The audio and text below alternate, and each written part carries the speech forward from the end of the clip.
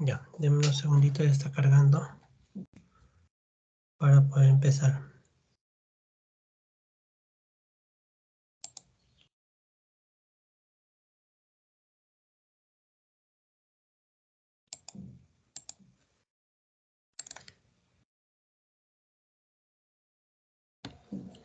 Bueno, el día de hoy nos toca un tema bastante común en la práctica de ginecobstetricia, pero bastante sobrediagnosticada también, ¿no? Cualquier ecografía en la que a alguna señorita le encuentren folículos, informan cualquier cosa y ya le están queriendo dar tratamiento como si fuera un síndrome del ovario poliquístico. Y vamos a darnos cuenta que el síndrome del ovario poliquístico es eso, ¿no? Tiene que ver la suma de varias cosas para que sea la enfermedad y demos un tratamiento determinado, si no, no se debería dar, ¿no? Entonces, vamos a ver eso. Es una patología de jóvenes, ¿sí? De mujeres jóvenes, ese es el problema. Y a veces no la diagnosticamos, no se dan cuenta que están teniendo eso, piensan que tienen un problema de sobrepeso solamente y no acuden, y otras patologías más, y vamos a ver que se asocia a otras cosas que nos vamos a dar cuenta que tienen que ver con esta enfermedad, ¿no? Denme unos segunditos. ¿Se ve mi pantalla? ¿Se ve mi pantalla? Confírmeme, por favor. Sí, doctor. Sí se ve, doctor. ¿La pantalla completa? No, doctor. ¿No? Ya. ¿Ahora? ¿Todavía? Ahora A ya. ver. ¿Sí se ve? Sí, doctor, sí se ve. Sí, doctor. Pantalla completa. Gracias, chicos, gracias. Pues el tema de hoy es el síndrome de ovario poliquístico, ¿no? Como su nombre dice, la suma de algunas clínica y alguna sintomatología. Lo clásico es cuando hablamos de síndrome de ovario poliquístico se nos viene a la mente todo esto, ¿no? En el gráfico que estamos viendo acá en la primera diapositiva. Que la mujer tiene, como su nombre dice, un ultrasonido con poliquistosis ovárica, trastorno del ciclo menstrual asociado a obesidad y algún trastorno de la insulina y, sobre todo, hiperandrogenismo, ¿no? Clínica o laboratorialmente tiene que tener hiperandrogenismo, ¿no? Y nos imaginamos esto que estamos viendo acá, ¿no? Entonces, el síndrome de ovario poliquístico es esos signos y síntomas de exceso de andrógenos con trastorno ovulatorio. Estas mujeres normalmente hacen un trastorno de la regla, trastorno del ciclo menstrual, ¿sí? Y un ratito, voy a contestar porque me están... Denme unos segunditos, por favor.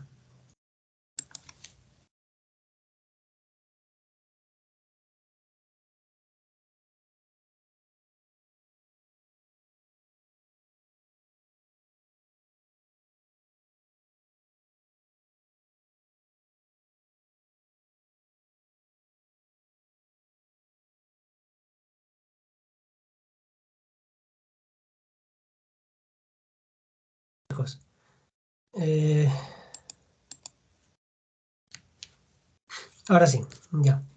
¿Se me escucha? Sí, doctor, sí se le Ya, escucha y se ve la seguimos. pantalla. Es de los trastornos endocrino-metabólicos más comunes en mujeres en edad fértil, ¿sí? En mujeres en edad fértil estamos hablando desde que ustedes menstruan hasta que dejan de menstruar, son mujeres en edad fértil, es el trastorno más común, ¿sí?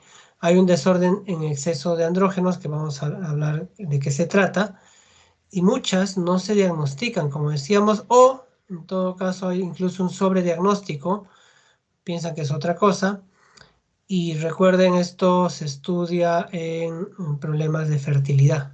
Da problemas de fertilidad cuando hemos hecho o han hecho la clase de infertilidad femenina, se habla de este síndrome, ¿no? Como causa infertilidad, y vamos a ver por qué pasa más adelante, ¿no? Entonces recordemos que este síndrome, el nombre original era pues el síndrome de Stein-Leventhal, ¿no? Por los dos médicos que, si se quiere, reportaron por primera vez esta patología, ¿no? Entonces el nombre inicial era síndrome de Stein-Leventhal, y de ellos en su estudio, miren que data del año 35, ¿no? Es bastante antiguo. Ellos ya describían obesidad, hirsutismo, trastornos de la regla, asociado a un ovario poliquistósico grande, ¿no? Evaluado. Ojo, ahí no tenían todavía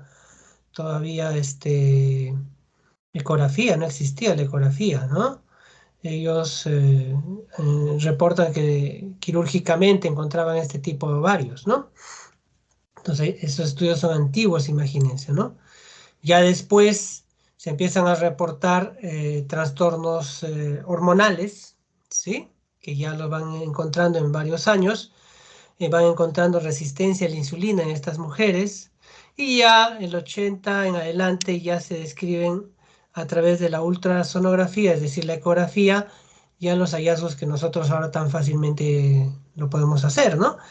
Encontramos los ovarios poliquistósicos. Y ya se dan criterios diagnósticos por ecografía, en 90 ya se dan los criterios de Bethesda, que vamos a repasar ahora algunos de ellos, ¿no? Entonces, para tener en claro algunas definiciones, ¿no? Hiperandrogenismo e hiperandrogenemia es diferente, ¿no? Hiperandrogenemia es exceso de andrógenos, es decir, hormonas masculinas en sangre, e hiperandrogenismo es la manifestación de estas en la persona, ¿verdad? Disfunción ovulatoria, la mayoría de mujeres que tiene este síndrome tiene reglas cada 3, cada 4 meses o cada 2 meses, ¿no?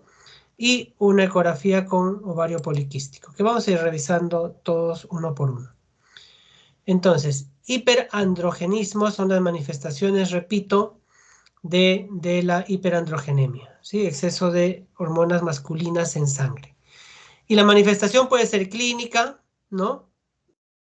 Como hirsutismo, acné y alopecia, ¿sí? Las tres clásicas manifestaciones de exceso de andrógenos en estas mujeres, ¿sí? Se llenan de vellos en zonas en las que tenemos los varones, acné refractario al tratamiento, lo primero que hacen es ir al dermatólogo, y a veces no nos ayuda, no nos puede ayudar, porque primero hay que diagnosticar esto, porque si no manejas el tema hormonal, no hay dermatólogo que pueda ayudarte, imagínense, y se les empieza a caer el cabello en zonas que se nos cae a los varones, ¿no? Eso es lo clásico en esta patología. Y esta patología, pues, se describe, bueno, por lo menos el hirsutismo, el hiperandrogenismo clínico desde siempre en nuestra historia, ¿no?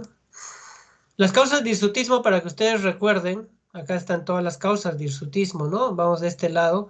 Las adrenales son las más comunes, ¿son? La hiperplasia de la glándula suprarrenal es de las más comunes causas de hirsutismo, ¿no? Tumores en esta zona o mixtas, las he visto varias veces, por eso tenemos que descartar patología adrenal.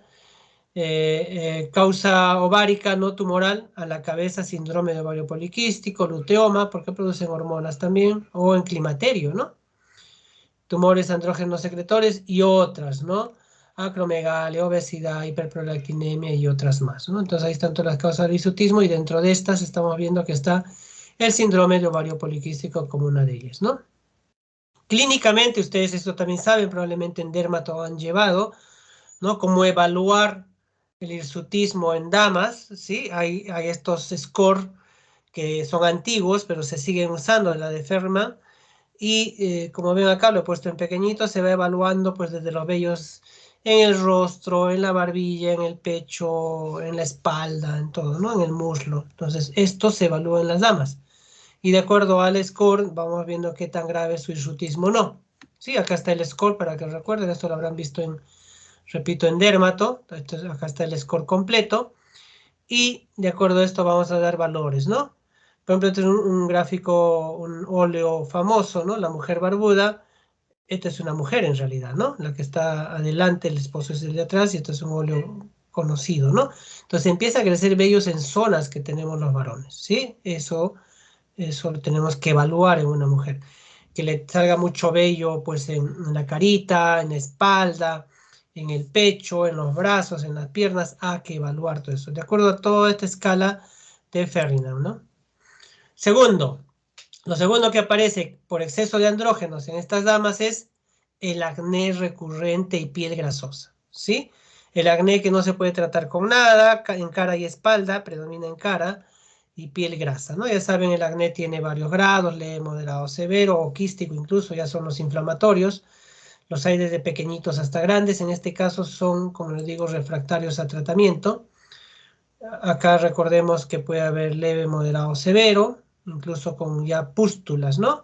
Entonces estas pacientes muchas veces lo primero que hacen es acudir al dermatólogo por el problema más estético que otra cosa. Ya el dermatólogo debería de hacer una anamnesis adecuada y si por ahí tiene una sospecha de esta patología, primero enviarla al ginecólogo para poder solucionar el problema hormonal y ya luego recién el tratamiento hormonal va a tener efecto. Si no, olvídense, yo he tenido pacientes que han estado en dermatólogos antes que lleguen a nuestras manos meses de meses y por gusto, ¿no? Y era un problema ginecológico. Se soluciona el problema y ya todo el manejo dermatológico es mucho más simple, ¿no? Es más simple para ellos. Y lo otro que decíamos es que se les empieza a caer el cabello, ¿no? En zona frontal y parietal, predominio de esta caída, ya que es la zona donde se le cae a los varones, entonces esto también se da en estas damas, ¿no? Por exceso de andrógenos, ¿ya? Entonces hay tres cosas que hay que evaluar clínicamente para tener una sospecha de que tiene exceso de andrógenos. Luego lo confirmaremos con examen de sangre, pedimos laboratorio y podemos pedir todo esto, ¿no? Los cuatro primeros sobre todo, ¿no? Testosterona total, libre, androstenediona y dehidroepiandrosterona sulfato, ¿no? Son las cuatro hormonas masculinas que nosotros pedimos para confirmar lo que ya clínicamente estamos observando. Y a veces no es, ¿no? Entonces, de repente solo la dehidroepiandrosterona sulfato, que como vamos a ver más adelante, solo se presenta en casos más de problemas de glándula suprarrenal. Entonces ya derivaremos al especialista para que maneje de otro modo, ¿no? Y en la tercera definición de términos será la disfunción ovulatoria, ¿no? La disfunción ovulatoria. Decía que estas mujeres que tienen este problema tienen trastorno del ciclo menstrual, ciclos prolongados, ¿no? De mes y medio, 2 meses, y obviamente no están ovulando. A tener en cuenta eso. Las mujeres que tienen este problema no ovulan, no ovulan. Vamos a entender por qué ahora. Y al no ovular, ¿sí? Uno, no tienen hijos, o no pueden tener hijos, salvo que las tratemos, ya pueden tener hijos. Y dos, se quedan en la fase ¿de qué? De folículo. ¿Sí? Hay muchos folículos en el ovario, ni uno predomina, no ovula, entonces te quedas con folículos. Y recuerden, los folículos tienen células de la teca y de la granulosa, que están produciendo predominantemente estrógeno. Estrógeno. Entonces se quedan con folículos en la primera fase, que se llama fase proliferativa, con producción de estrógeno, estrógeno, estrógeno, estrógeno. ¿Dónde actúa el estrógeno? En el endometrio. Prolifera el endometrio. Pero no hay quien pare el proceso. Como no están ovulando, no hay quien pare el proceso, no hay progesterona que se forme. Por ende, están, imagínense, un mes y medio en fase proliferativa, proliferativa, proliferativa. ¿Qué va a pasar? Engrosamiento de endometrio, que a la larga puede llevarlo, ustedes ya saben, ya han llevado esa patología a una hiperplasia endometrial, que ya saben que en qué puede terminar. Entonces, mucho cuidado con estos casos. Hemos tenido pacientes que a veces no han recibido manejo adecuado y llegan a tener hiperplasia, ¿no? Entonces, eso de las irregularidades menstruales sí o sí las tenemos que manejar con hormonas. No se deja así nada más, no importa que menstrue cada 2 meses, cada 3 meses. No, no, eso no es bueno. No es bueno en estos casos, ¿ya? Y luego confirmamos, ¿sí? Si tiene o no tiene ovario poliquístico, ¿sí? Una mujer que tiene la clínica, laboratorialmente tiene androgenemia, vemos que tiene a la anamnesis alteraciones del ciclo menstrual, hay que hacer su ecografía, ¿sí? Y en la ecografía lo que vamos a ver es lo que se dice la morfología de ovario poliquístico sin ser quistes, ¿sí? Porque sabemos que todo esto que estoy viendo son folículos, no son más que folículos. ¿Estamos? Eso lo tenemos que tener bien claro, por favor. Vamos al gráfico de abajo, al gráfico, ¿sí? Un ovario normal, recuerden, maduran varios folículos, bueno, no, son reclutados y luego seleccionados varios folículos y de esos solo uno predomina, ¿verdad? Solo uno predomina, ese es el que va creciendo 10, 15, 20 milímetros y ovula. En la poliquistosis, todos crecen a la par. No predomina ninguno. Vamos a ver por qué ahorita. Es un problema de las hormonas que se producen de la GnRH, ¿no? Entonces, al crecer todas a la par, imagínense, todas de 8, 6, 10 milímetros, 20 a 25 folículos. Y ni uno gana, ni uno predomina.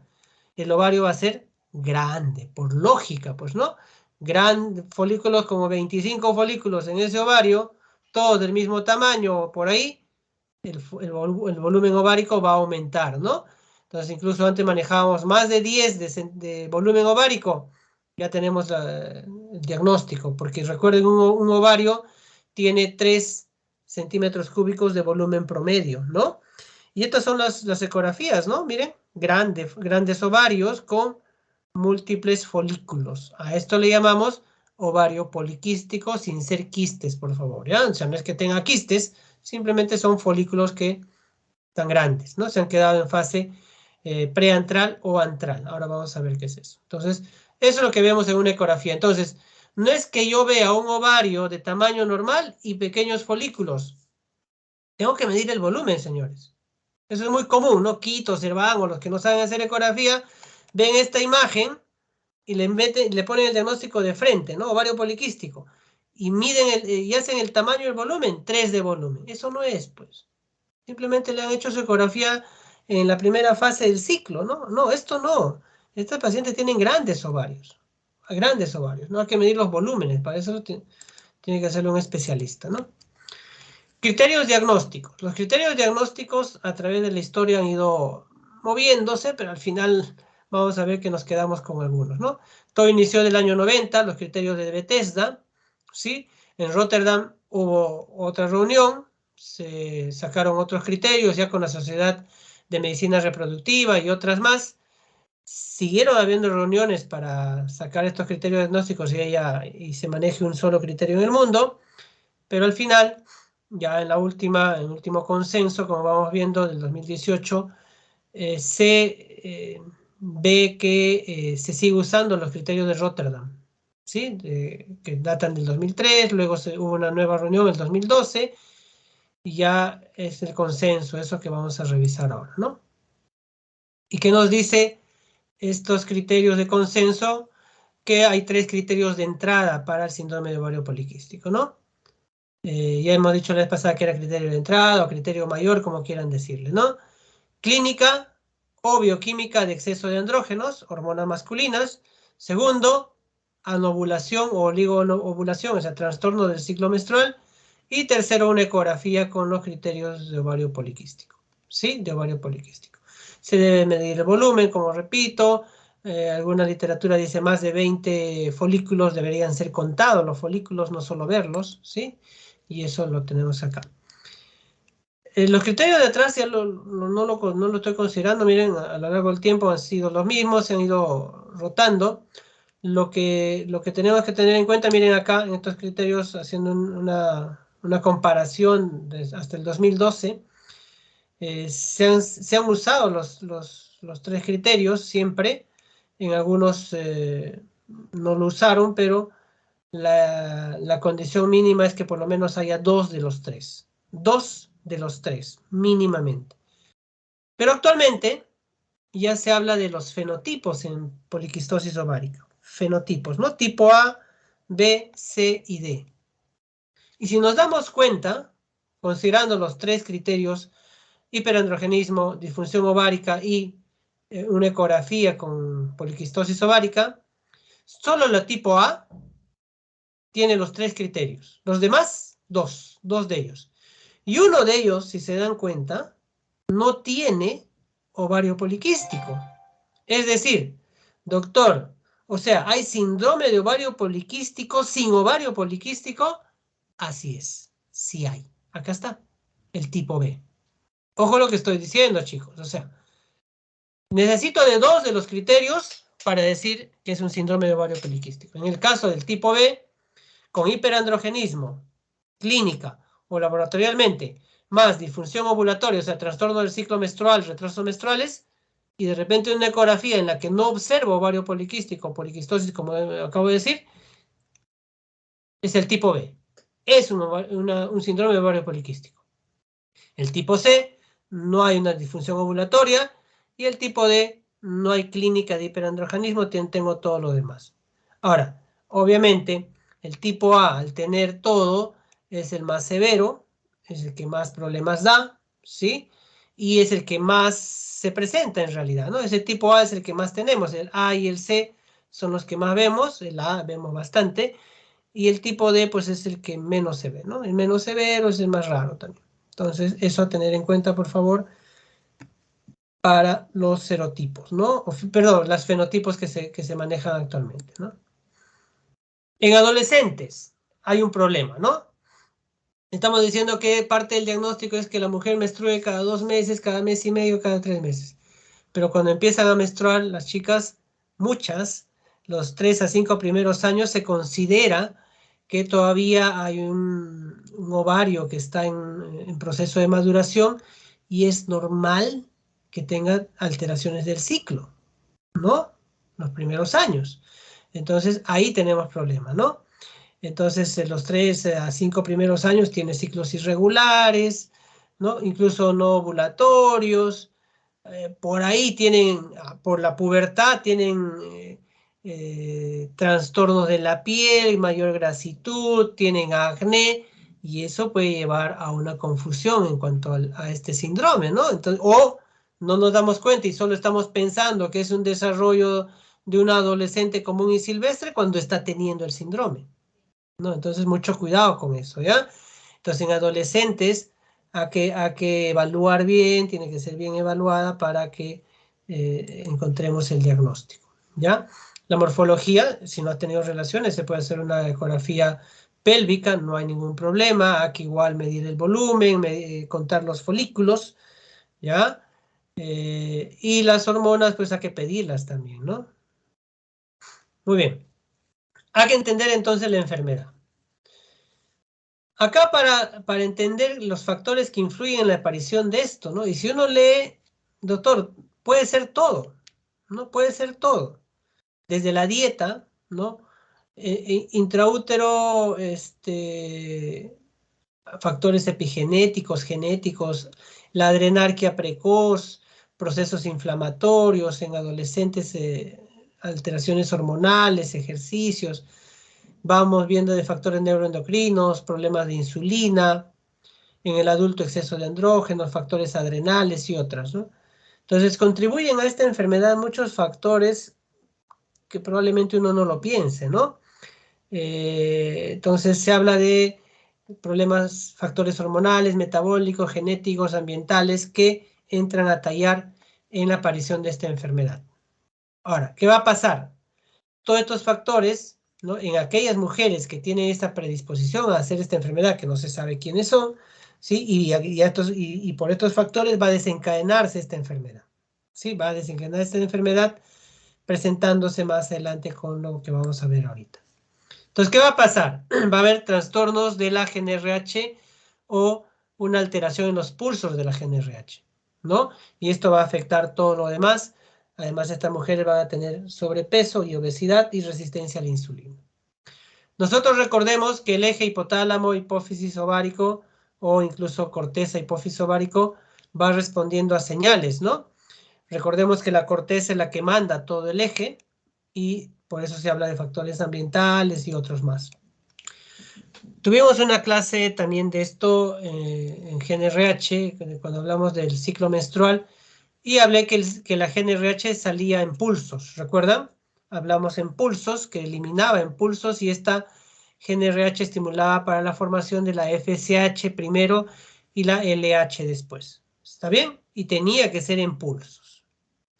Cuando esos pulsos están correctos, como estamos viendo acá, primero un pulso normal, luego se acelera un poquito para la LH. Miren, acá vemos en el gráfico, en los gráficos se entiende eso, ¿no? En el de abajo sobre todo. Primero pulsos normales, y cuando se aceleran los pulsos a lo largo del ciclo, es para que libere LH. ¿Está bien? Los pulsos normales para FSH y si está acelerado los pulsos, LH. ¿Qué va a pasar en estas mujeres? Va a haber una alteración en los pulsos, ¿no? Vemos acá en este gráfico mejor. Cuando los pulsos de GNRH, no sé si ven arriba, ¿no? Imaginen que son pulsos de liberación. Se libera de manera adecuada, lo primero que se va a liberar en la primera fase del ciclo va a ser la folículo estimulante. Y la folículo estimulante ya sabemos que actúa en el ovario para la formación de estrógeno. Pero si los pulsos en la primera fase del ciclo, ojo, estás menstruando, y en esos primeros días tus pulsos de GNRH son acelerados, como estamos viendo en el gráfico, lo que va a liberar es LH.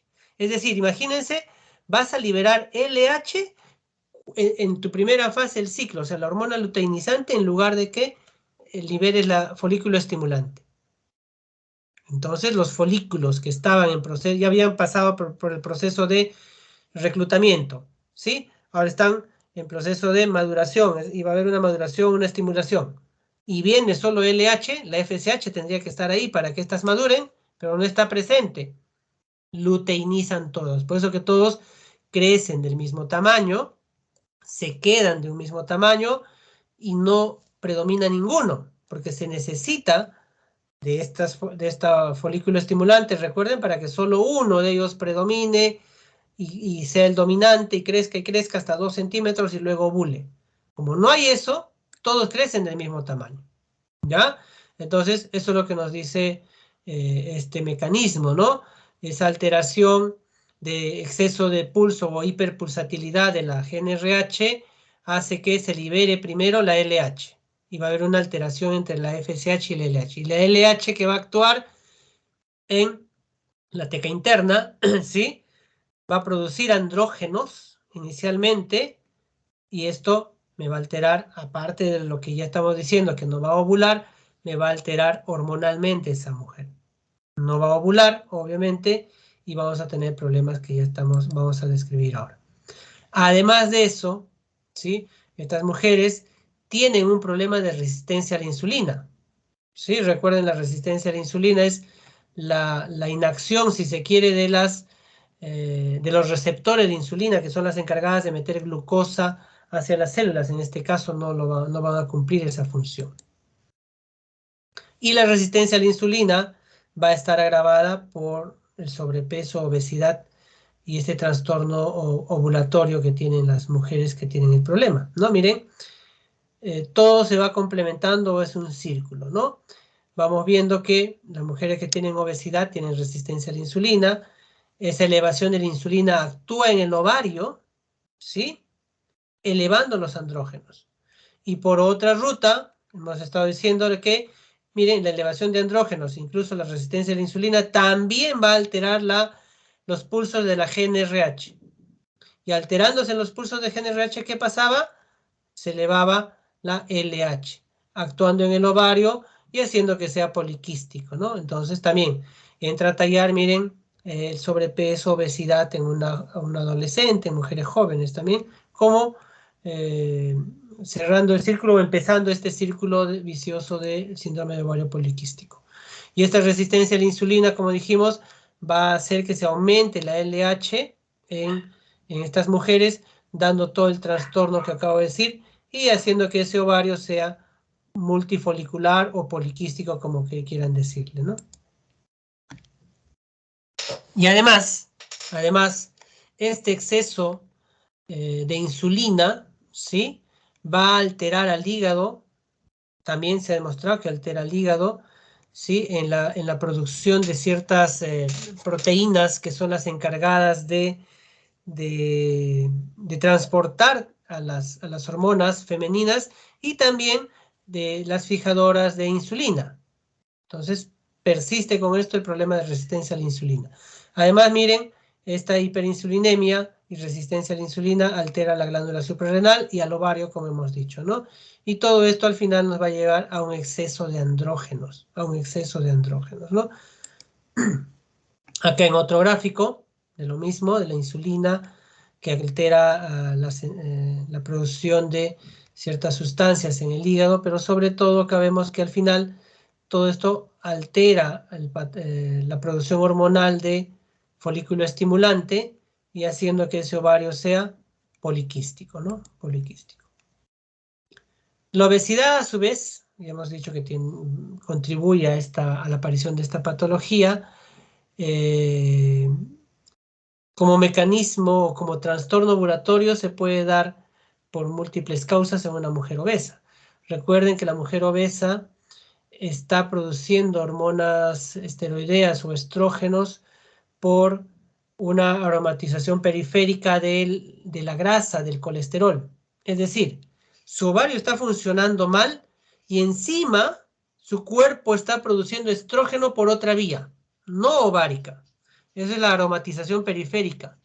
Está produciendo estrógenos en otra vía, que va a alterar su ciclo, obviamente. Solo estrógeno, no está produciendo progesterona.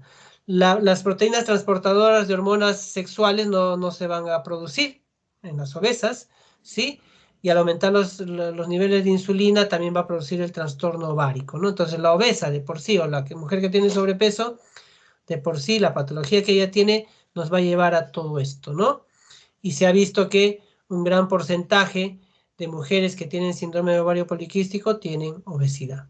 Se relaciona muchas veces.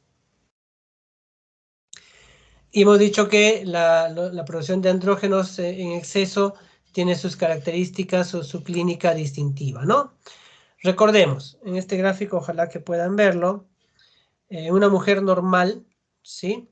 La testosterona se produce el 50% por conversión periférica y la otra mitad es por el ovario, ¿sí? El ovario produce testosterona, la glándula suprarrenal produce testosterona también, 25-25, y el resto por una transformación de la androstenediona a testosterona, ¿no? Entonces es una hormona masculina que es producida por el ovario, por eso que pedimos en los exámenes. En este gráfico que estamos viendo que la androstenediona se produce tanto por producción ovárica como de la glándula suprarrenal, ¿ya? Pero la dehidroepiandrosterona sulfato, repito, la dehidroepiandrosterona sulfato, más del 90% de esta hormona es producida por la glándula suprarrenal. Ojo, eso es una hormona masculina, la dehidroepiandrosterona sulfato, es más del 90% producida por la glándula suprarrenal. Ya esta hormona después se va a transformar en dehidroepiandrosterona, ya no con sulfato, y de ahí pues todo sigue la secuencia para formar androstenediona y testosterona. Pero si en un examen predomina la dehidroepiandrosterona sulfato, yo tengo que sospechar que es probablemente un problema de la glándula suprarrenal. Si eso es lo que predomina en mis exámenes, ¿ya? En realidad, en una mujer con síndrome de ovario poliquístico, la dehidroepiandrosterona sulfato me debería de salir normal o bajita, ¿sí? Para que me entiendan. Las demás sí, porque tiene producción hormonal, ovárica, perdón. Pero si es solamente la dehidroepiandrosterona sulfato, que la que predomina en mis exámenes, mis resultados, estoy hablando de un problema de suprarrenal y habría que ya derivar al especialista en ese caso, ¿no? Para que vea qué problema tiene. Hemos visto como causas de hiperandrogenismo problemas de la glándula suprarrenal, ¿verdad? Entonces ya es otro tipo de manejo. Estos andrógenos, recuerden, se producen en las células de la teca, ¿no? En las células de la teca, porque la testosterona, toda la progesterona, la androstenediona, la testosterona se forman en estas, y como andrógenos salen, se van a la célula de la granulosa, y ahí recién pasan por un proceso de formación de estrógenos, ¿no? Pero en este caso predomina esto, ¿no? Entonces decía que de la célula de la teca salen los andrógenos, y van a la célula de la granulosa, y los andrógenos en la célula de la granulosa van a ser transformados en estrógenos recién. En este caso, ¿no? Estas hormonas masculinas son producidas en estas células y son consideradas prehormonas para todo lo que viene, la formación de andrógenos, ¿no? Muy bien.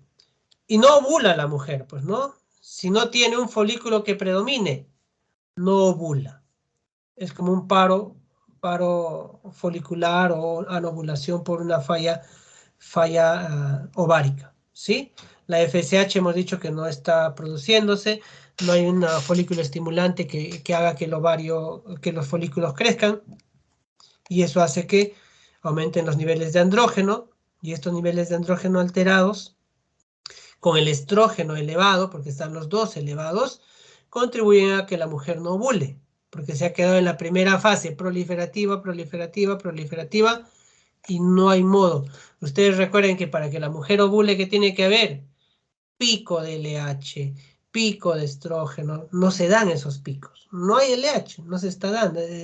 No hay un pico. Desde el inicio empezó a formarse LH. Entonces no existe el pico, entonces no ovulan, pues, ¿no?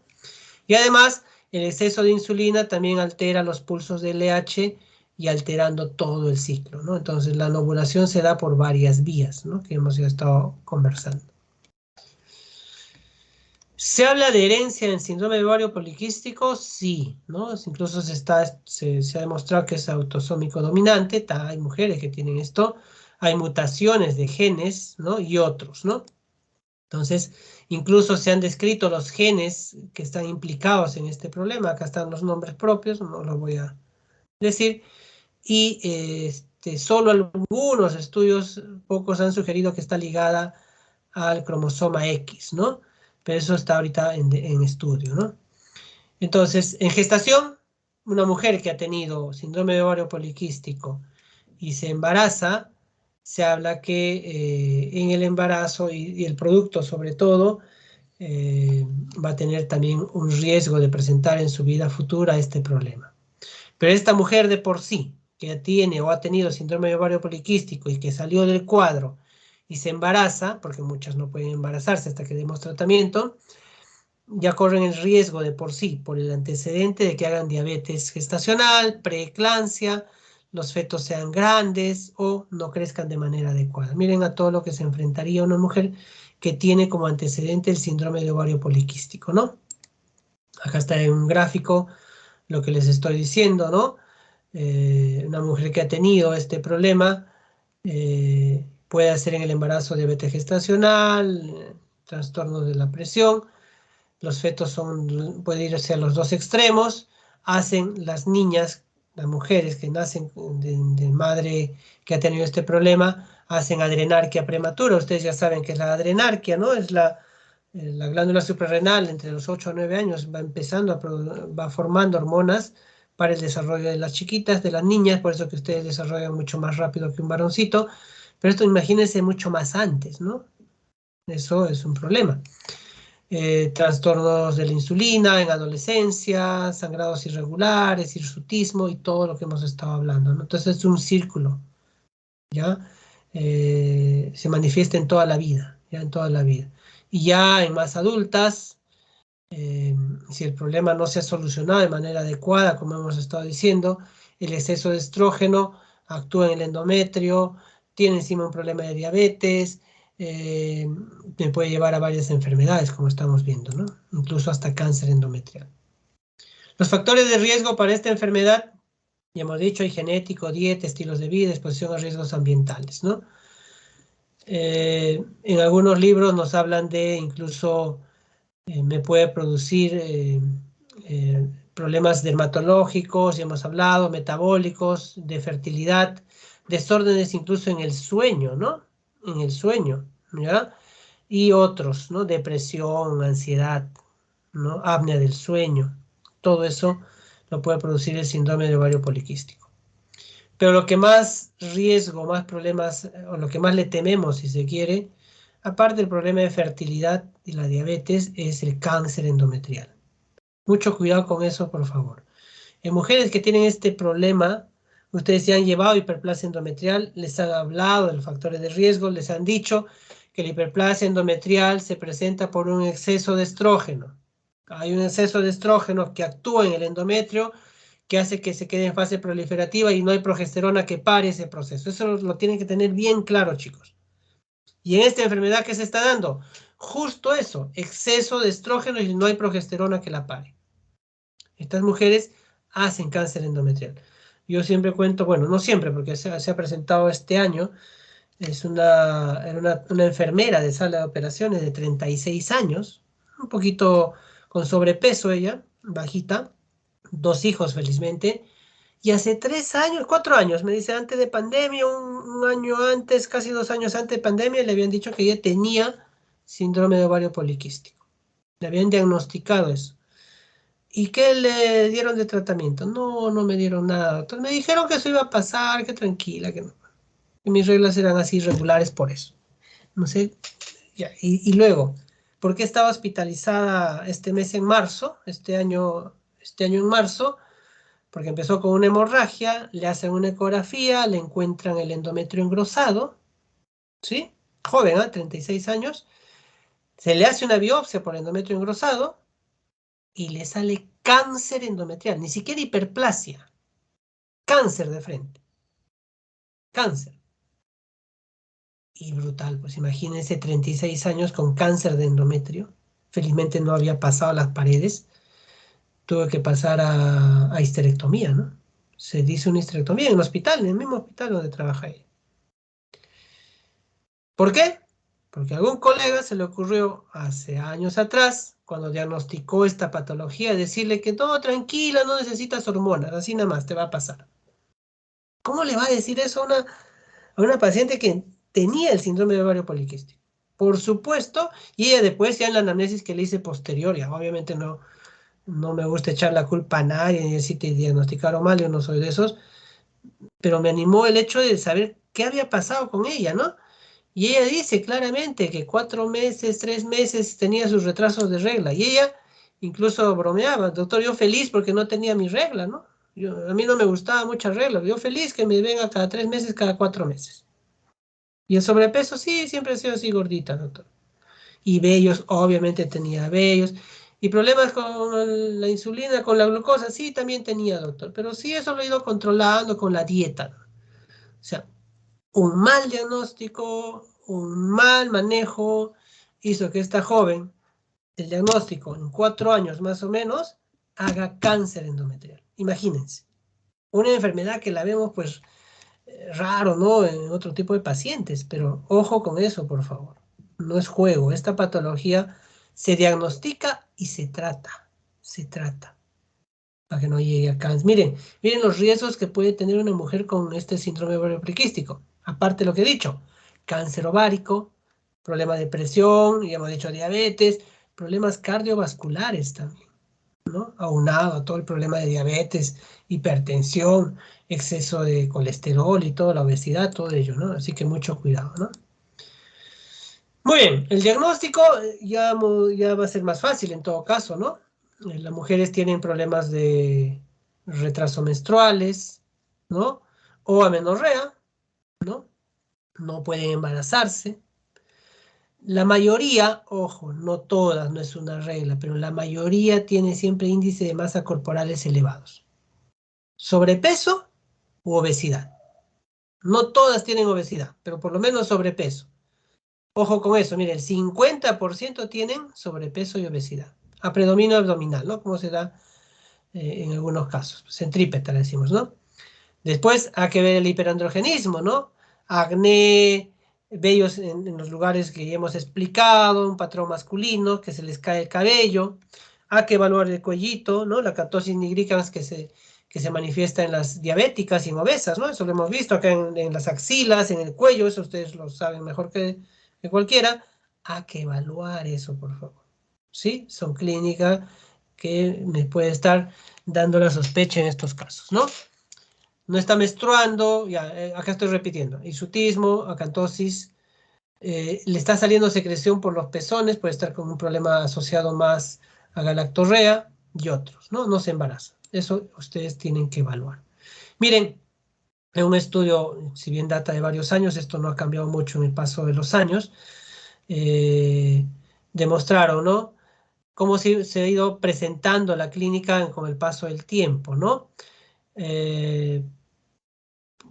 Antes de los 90, si se quiere, acá lo han mezclado, de los 80, perdón, antes de los 80, los primeros estudios decían, mire, la clínica que predominaba era hirsutismo y la menorrea, ¿no? Con ello la obesidad.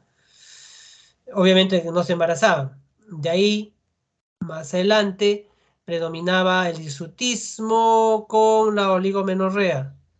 Y actualmente en los últimos estudios sigue el hirsutismo, problema de obesidad, la oligomenorrea. Entonces son los que más se presentan y eso hay que evaluar.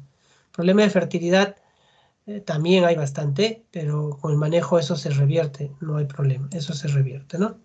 Y recordemos la obesidad o sobrepeso que tiene estas mujeres es la de tipo central o centrípeta, ¿no? Esto nos han enseñado alguna vez, lo pongo esto para recordar.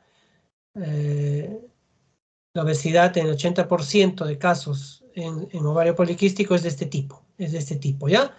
En estos casos los niveles de estrógeno están elevados, ¿sí? Diagnóstico laboratorial, ya hemos dicho, testosterona, androstenediona, dehidroepiandrosterona sulfato. A eso hay que pedir algo más, ¿no? Prolactina hemos dicho, un perfil tiroideo de todos modos, pues no es necesario decirle, ¿no? Una persona que tiene obesidad, sobrepeso, de todos modos tengo que descartar problemas tiroideos, ¿no? Perfil lipídico para ver cómo está, hay que bajar, hay que mejorar eso, glucosa, insulina, hay que pedir, y si es posible test de tolerancia a la glucosa. Con todo eso voy a tener un mejor diagnóstico y una mejor apreciación clínica de todo esto. Hay que hacer una ecografía. Sí, son ovarios grandes, ya he dicho, deben sobrepasar los 10 centímetros cúbicos de volumen, recuerden el volumen normal es 3 a 5 máximo, más de eso ya es grande, más de 10, imagínense, vemos en estas patologías. Yo he hecho ecografías, no me van a creer, de 18, 25 de volumen. Imagínense, 25 de volumen, es que como que junte 9 ovarios, ¿no? Tremendos ovarios. Son gigantescos ovarios, ¿no? Y el patrón poliquístico que hemos descrito ya, ¿no? Que hemos descrito ya. Para la ecografía, bueno, hay que saber hacer la ecografía, tiene que ser alguien especialista. Medimos volúmenes, le ponemos Doppler, hay que ver cómo está el estroma y todo ello, ¿no? Incluso se puede hacer incluso en 3D esto, acá vemos algunas fotos en 3D, le ponemos el Doppler para ver cómo es la irrigación y todo ello, ¿no? También se puede hacer de este modo. La cosa es demostrar que hay esto y hacer el conteo de esto, ¿no? Y para recordar qué ha pasado, les muestro esto que ya vimos en una clase anterior, ¿no? Recuerden, este grafiquito de arriba era para recordar que los folículos reclutan antes de tu siguiente regla, luego son seleccionados, uno de ellos se domina y es el preovulatorio. Y entonces los folículos pasaban por varias etapas, ¿recuerdan? Primordial, preantral pequeño, preantral más grande, antral y luego ya el preovulatorio. Entonces se dice que estos folículos se quedan en esta fase, en preantral y antral, de 6 a 8 milímetros de tamaño, ¿sí? Entonces imagínense 20 folículos de 8 milímetros, es un señor ovario, por eso, ¿no? Todos se quedan en ese mismo tamaño, ninguno predomina, ninguno domina, ninguno gana, todos del mismo tamañito, todos.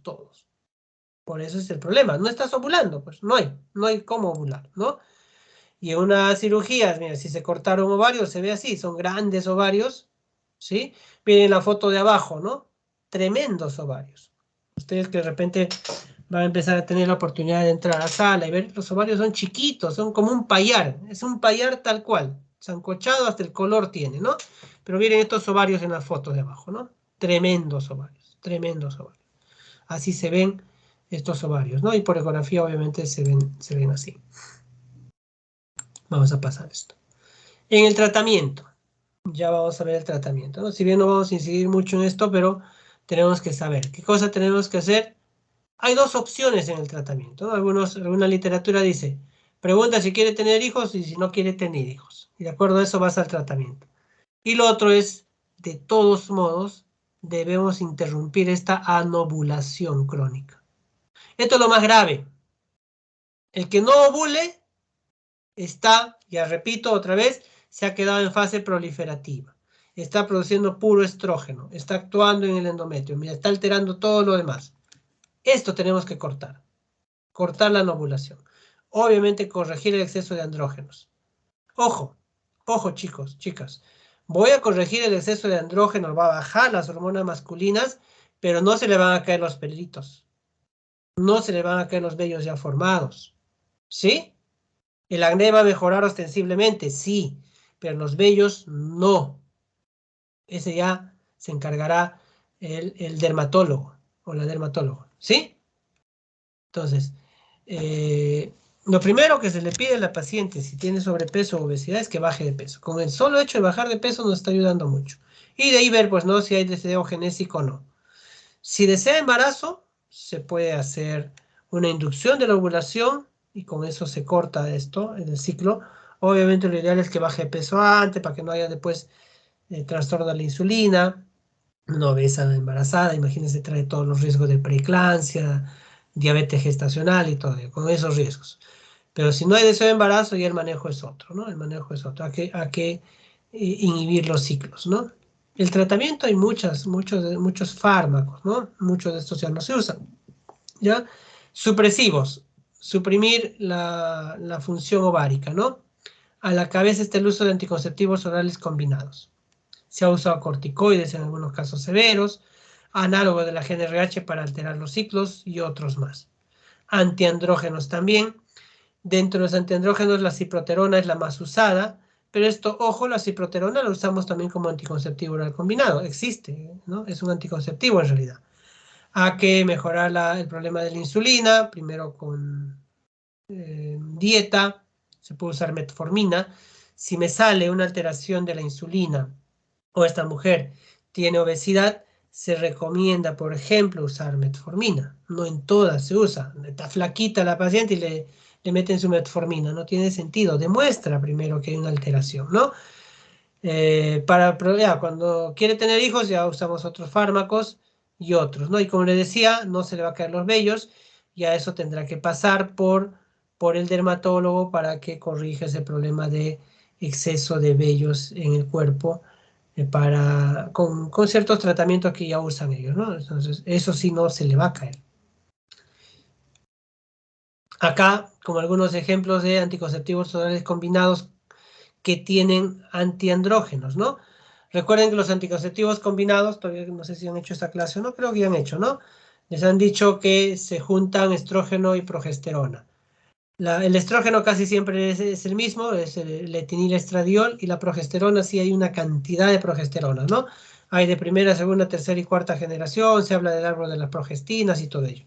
Y dentro de esas hay un grupo de hormonas, de progesteronas, que tienen ciertas acciones, ¿no? Algunas tienen cierta acción mineralocorticoide o antimineralocorticoide, hacen que no subas de peso, otras más progestativa y estas tienen más acción antiandrógena. Por eso es que se usa esta. Tienen otras acciones también, ¿no? Pero antiandrógena. La ciproterona quizás es la más potente, antiandrogénica. La dienogés, dorsperinona son antiandrógenos, ¿no? Entonces con esto tú bajas el andrógeno, si es que has demostrado obviamente que está elevado.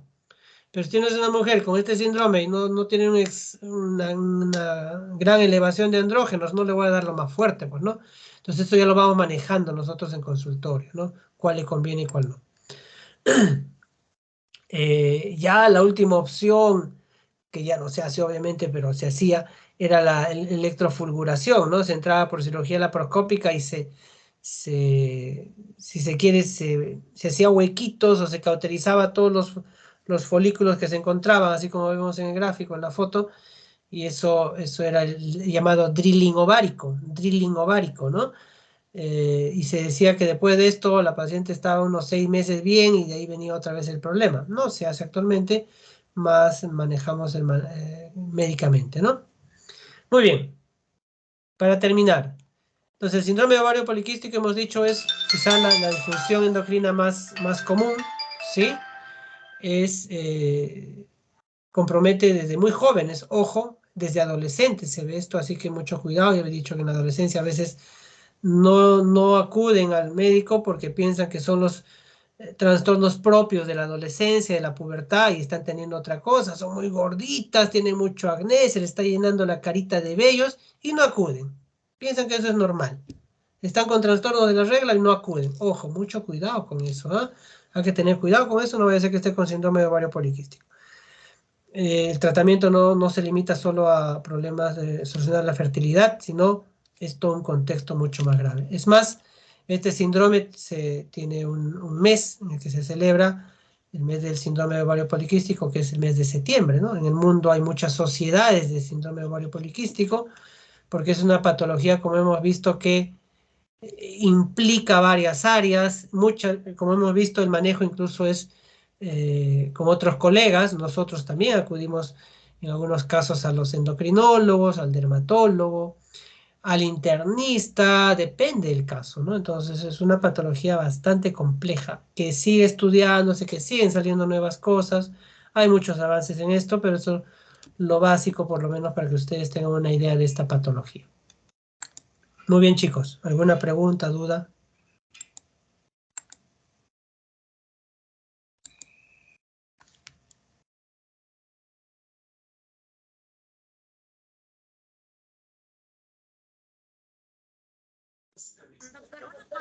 ¿Es más difícil tratar un síndrome de ovario poliquístico en una mujer que tiene sobrepeso a una mujer con síndrome de ovario poliquístico delgada?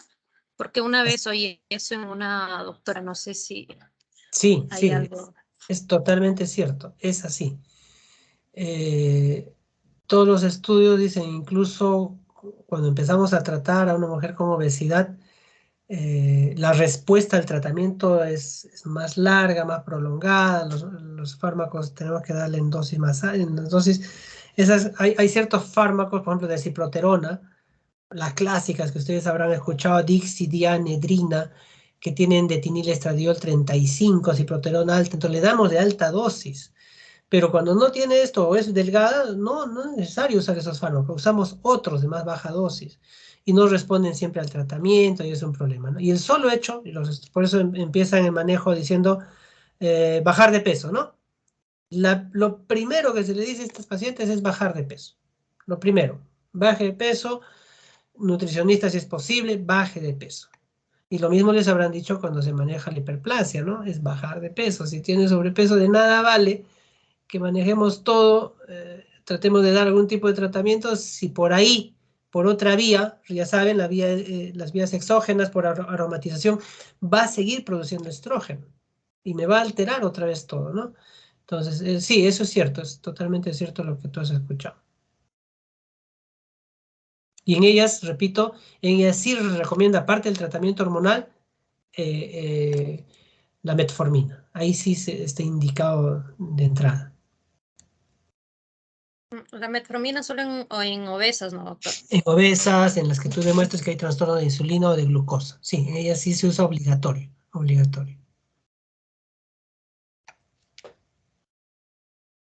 No en todas, ¿no? Una delgadita no tiene trastorno de insulina, no tiene nada de ello, no es necesario, pues, no es necesario. Por eso que el tratamiento se debe individualizar, pues, ¿no? Gracias. Ya hay que. ¿Alguna otra duda, chicos?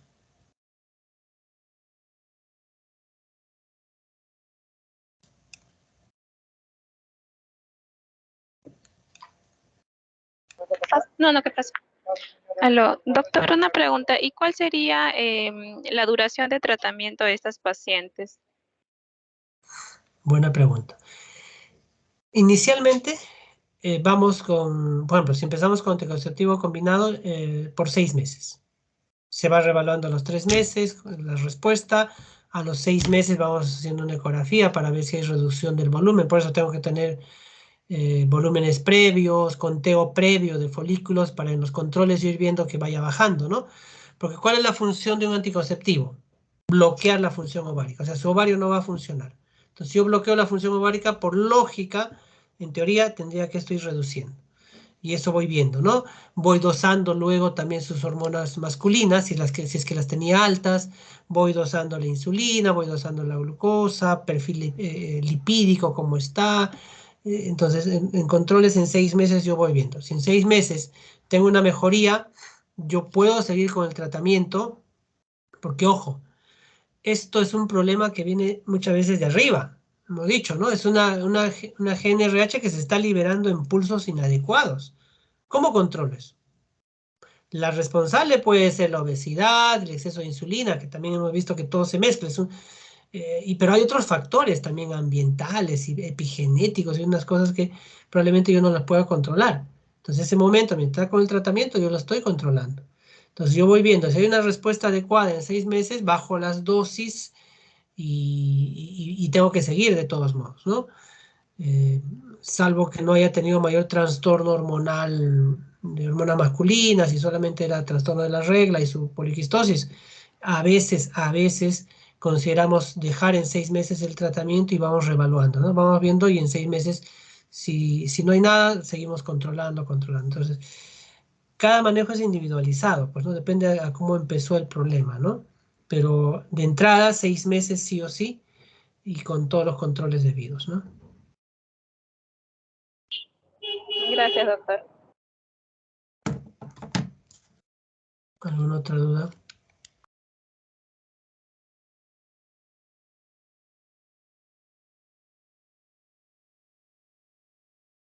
Entonces ustedes como médicos, chicos, de todos modos van a ver estas ecografías, se les van a acercar, doctora, doctor, mire, me han dicho en Quito, Serván, dice que tengo ovario, hasta ponen síndrome de ovario poliquístico en la ecografía, es una salvajada, ¿no? ¿Cómo se pone síndrome de ovario poliquístico si es una ecografía, ¿no? Así la pone, ¿ah? Dice eso, doctora. Te tienes que reír nada más, ¿no? Ve el volumen, si realmente le han medido el volumen, en qué momento del ciclo le han hecho la ecografía, si tiene retrasos menstruales o no. No, pues no, si no tiene nada de eso, si es una flaquita que menstrua cada 30 días exactamente, no tiene hiperandrogenismo, no tiene acné, no es nada, pues le han hecho su ecografía justo en los primeros días de su ciclo donde están todos los folículos creciendo. Le mides el volumen, 3 de volumen, pero a veces los quitos, Serván y demás relacionados, a eso le ponen poliquistosis ovárica o síndrome de ovario poliquístico. Mucho cuidado con eso como médicos, por favor. Vean quién lo ha hecho de ecografía, vean los volúmenes y pídanle que se repita la ecografía. No, con eso no diga, uy, sí, tienes que ir al ginecólogo, tiene que hacerte tu tratamiento, que es lo primero que le dicen. No, hay que tener mucho cuidado. La clínica manda, como hemos visto. No es un solo criterio diagnóstico, ¿no? No es solo ecografía. Hemos visto que son otros más. Entonces, mucho cuidado con eso. Ustedes ya ahora saben algo más, entonces podemos guiar a nuestros pacientes, así no sean ginecólogos, para que no estén asustados o estén pues, recibiendo tratamientos inadecuados, ¿no? Y que lo haga un especialista, en todo caso, la ecografía, para un mejor control y realmente saber si es esta patología o no. Y si es, sí, pues hay que manejar de manera adecuada. ¿No hay más preguntas, chicos? ¿O chicas, dudas?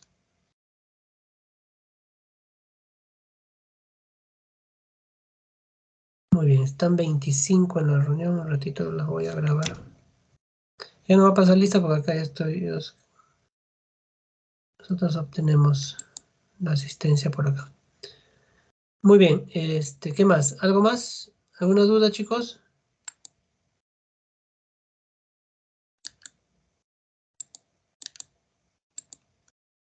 No hay nada, muy bien. Si no hay dudas, ya nos estamos reencontrando conmigo en estos días. Cuídense. Gracias, doctor. Buenas tardes. Gracias, doctor. Salud. Hasta luego, chicos. Gracias, doctor.